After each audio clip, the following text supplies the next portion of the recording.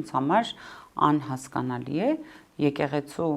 կողմից արված որևէ հայտարարություն, որը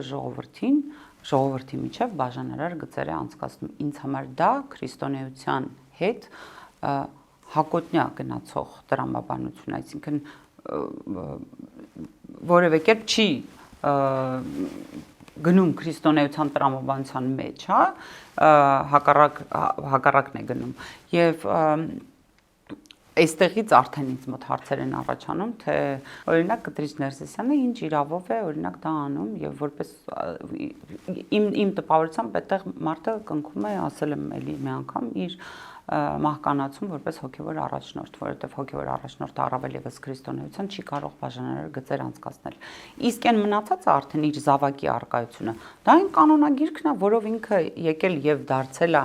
իմ եկեղեցու առաջնորդը եւ խոստացել է լինել այսպիսին։ Հիմա հարց են տալիս, ասում են դու արդյոք այդպիսին ես թե ոչ։ Հիմա դժվար է պատասխանել այդ հարցին։